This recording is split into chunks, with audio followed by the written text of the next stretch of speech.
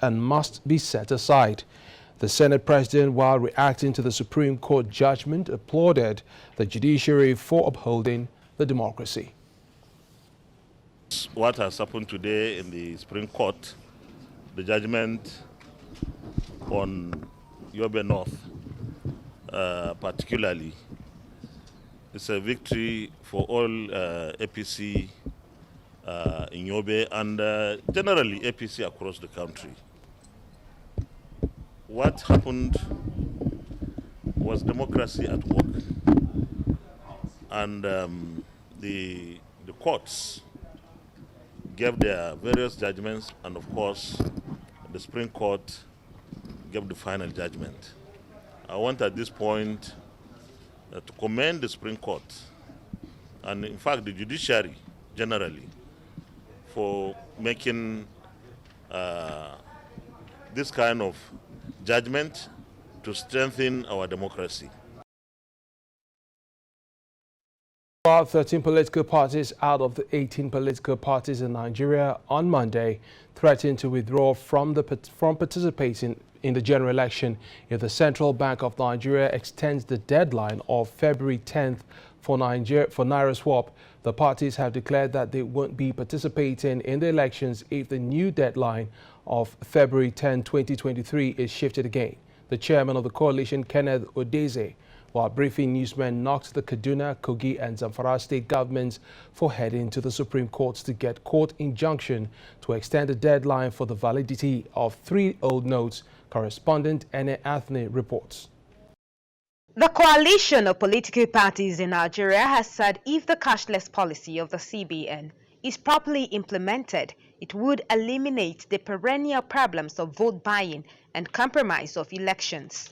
Political parties are backing this policy 100% because they are going to improve the credibility of the elections.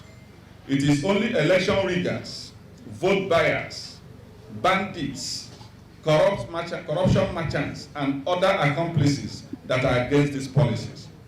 The Nigerian people are in support and are currently waging war against these identified groups of unpatriotic Nigerians who are deliberately sabotaging the policy so that the federal government and the central bank will succumb to their plot and cancel or reverse the policy. We hereby announce our resolution that at least 13 out of the 18 political parties in Nigeria will not be interested in the 2023 general election, and indeed we shall withdraw our participation from the electoral process if these currency policies are suspended or cancelled, or if the deadline is further shifted. Udeze speaks further on plots by some unscrupulous individuals to sabotage the forthcoming elections. In further show of our solidarity and commitment to the success of these policies, 5 political parties have been nominated on behalf of the others to approach the court to get an order restraining any authority from shifting the sacrosanct date of 10th February 2023, and also compel all the commercial banks to submit their weekly records of how they dispense the currency allocations they have received from the Central Bank of Nigeria from inception of these policies. They also called on the CBN to inform Nigerians more about their activities to ameliorate the genuine hardship and also slam any bank found sabotaging the policy with huge fines. Ene Anthony, Silverbirds News 4, Abuja. The government of Kaduna, Kogi and Zamfara states have dragged the federal government before the Supreme Court, seeking a restraining order to stop the full implementation of the redesigned Naira notes policy. The state governments were worried by the effects the Central Bank of Nigeria's Naira redesign policy is having on the residents of their states. In the suits as plaintiffs are the 3 Attorney Generals and Commissioner of Justice of the 3 states, while the Attorney General of the Federation and Minister of Justice, Abubakar Malami, is the sole respondent.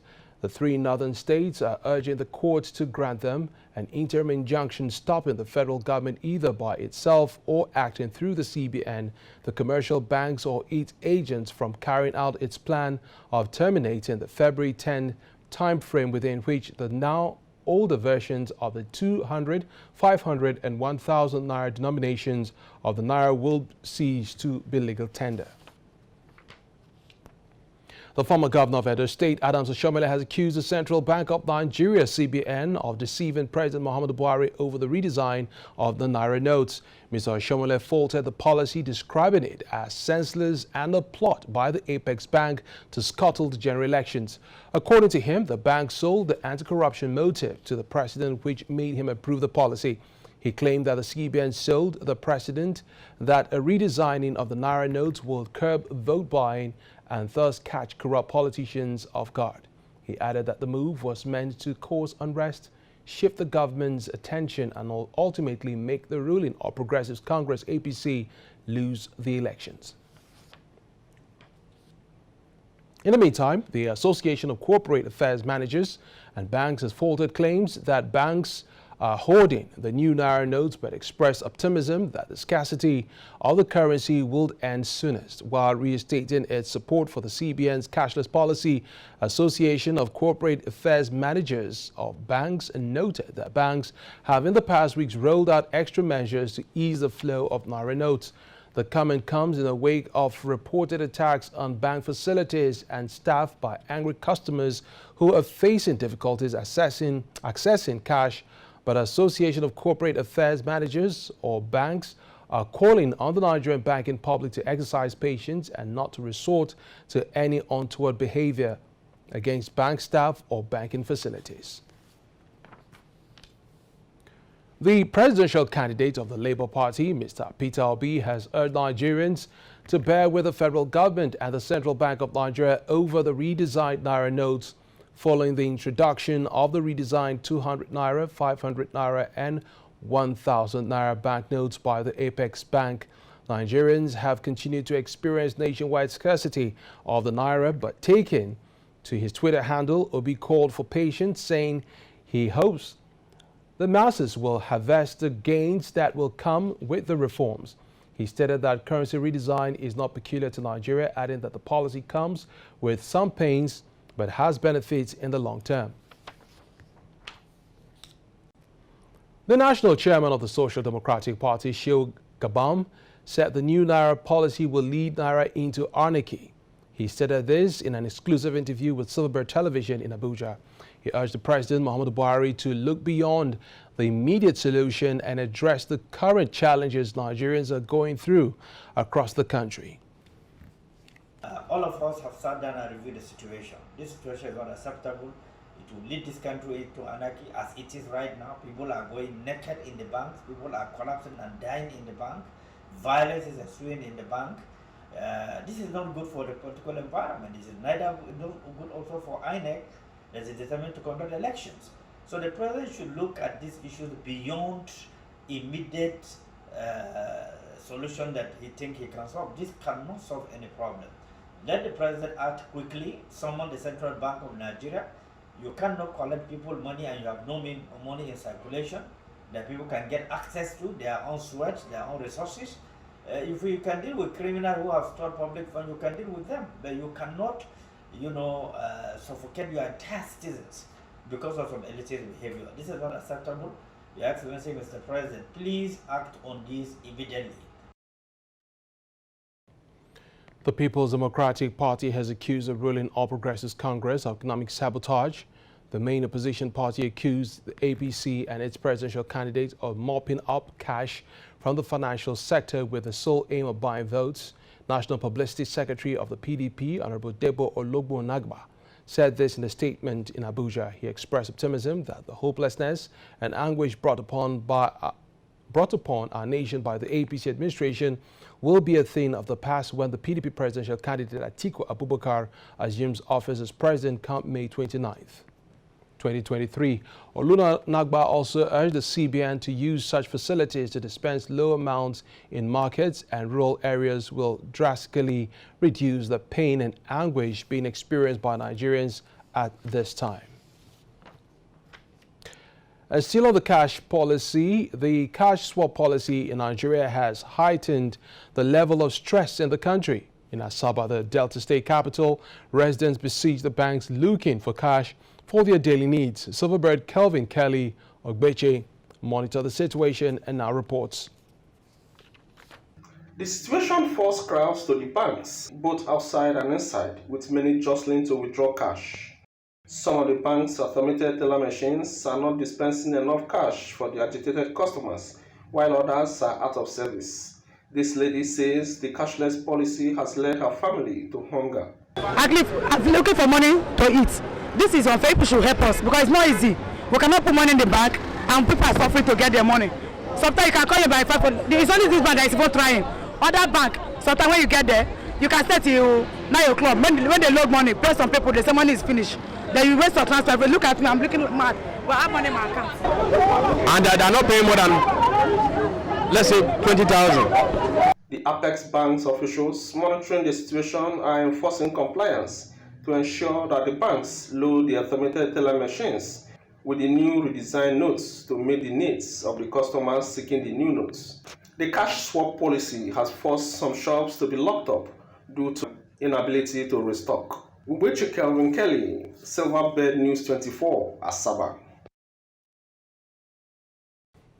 You're watching Newsblitz coming to you live from our Abuja studio. We'll be back with more reports after this break. Stay with us.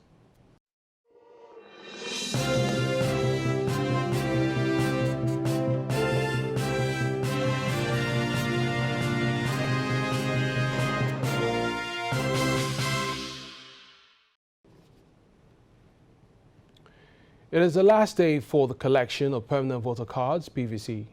Nationwide, the deadline originally fixed for by the Independent National Electoral Commission was extended by a week to enable prospective voters to collect their PVCs and exercise their rights come February 25th. However, the atmosphere in the nation's capital is not encouraging as INEC officials are greeted with very low turnout. Here's a report by Margaret Uwo. Despite the extension of the deadline, permanent voters card PVC collection centers experience low turnout. This is Government Secondary School Area 10 Garki. We spoke to some INEC officials off camera. They say over 2,000 PVCs are yet to be collected in this ward. This is not encouraging. I think people are kind of losing hope in this system, but I just want to use this medium to say, please, if you have not collected your card, please come and get your card because we need to get this card and do the right thing we're supposed to do. Lack of cash and fuel scarcity are some of the reasons why some PVCs are uncollected. There may be a lot of factors. You know, there's the challenge of scarcity of fuel movement. There's no money to pay transport. ATMs are not working. There are a couple of challenges, that have contributed to why a lot of people are not here. So I think the government should extend some days to make it possible for a lot of people to meet up. It is not as difficult as we think or as other people has made us to believe.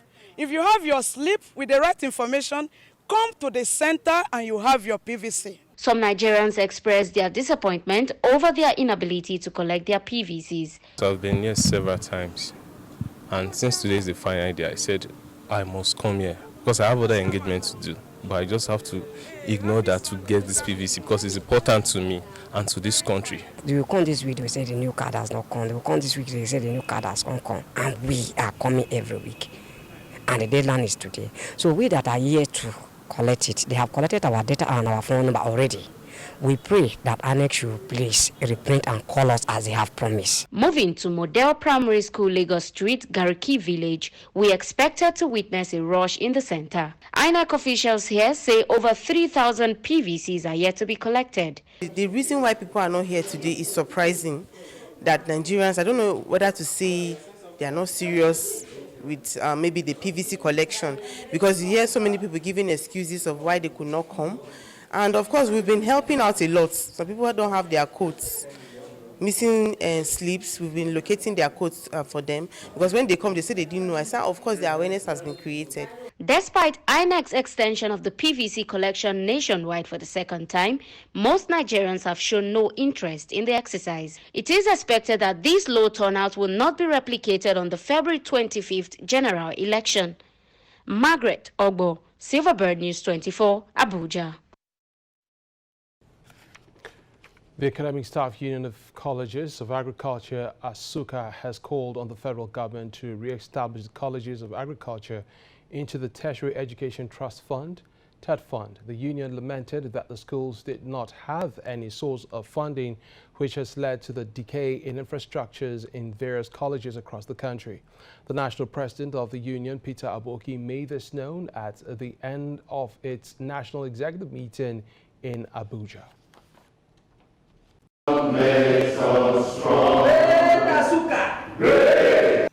After the 5 bills that were passed in the National Assembly, that went through the National Assembly and not passed, we lost out in those bills.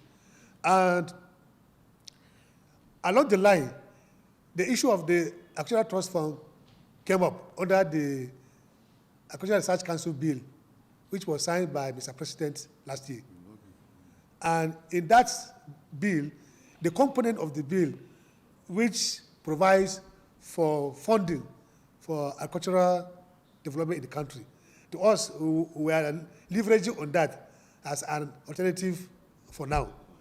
And we believe that if that agency, that fund comes on board and it is properly operated, we will be able to achieve our interest.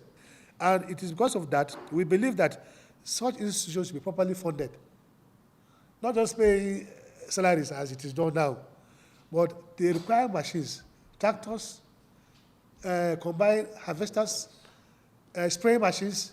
Today, agriculture has gone advanced. We use airplanes now to spray farms. We use drones to spray farms, to spray chemicals, broadcast fertilizer. And this is the advance that we have in technology. You're still watching Newsblitz, reaching you live from Abuja. We'll be back with news from the foreign scene after this break. Stay with us.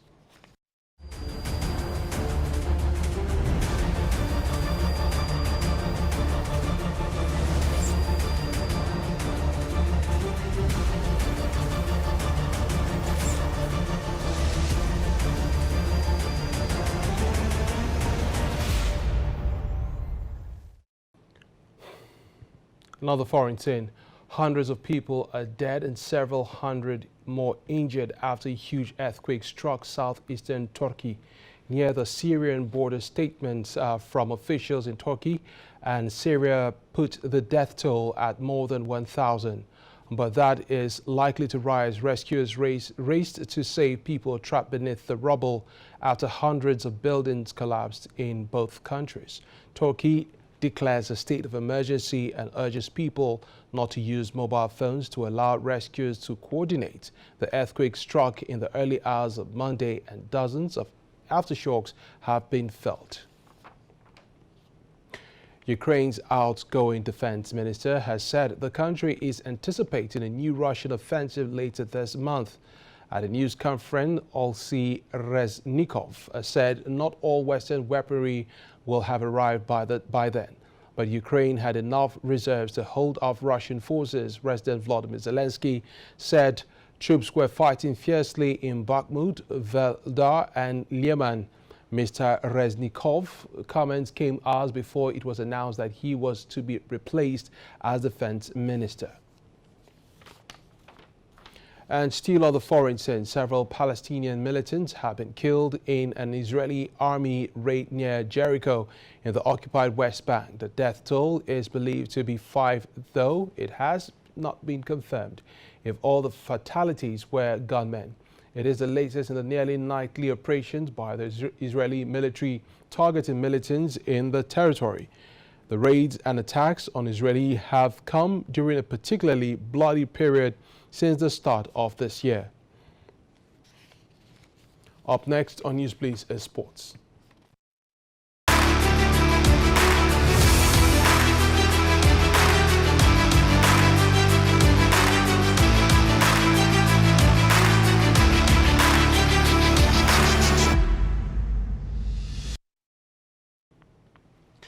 Nigerian international Victor Osimhen has expressed his delight after making history in Napoli's 3-0 win over Spezia in the Italian Serie A on Sunday. Osimhen becomes the 4th Napoli player to score 16 goals in the first 21 Serie A games of the season, following the footsteps of Lucio Vinicio in the 1995-1956, Edison Cavani in 2012-2013, and Gonzalo Higuain in 2015-2016. In his post-match comments, Osimhen said it was great privilege for him to make history for Napoli. Now, Manchester City say they are surprised they have been charged by the Premier League with numerous alleged breaches of financial rules. The alleged breaches span a period from 2009 to 2010 season to the 2017-2018 campaign. The club are alleged to have breached league rules requiring provision in utmost good faith of accurate financial information that gives a true and fair view of the club's financial position. The league says the accurate financial information required related to revenue, including sponsorship revenue, its related parties, and its operating costs. That's Newsblitz for today. Remember that your permanent voter card, also known as PVC, should be guarded jealously. Do not sell your vote. Do not sell your conscience. Do not be intimidated. Vote wisely. Thanks for watching. I am Aondina Inga. Good evening.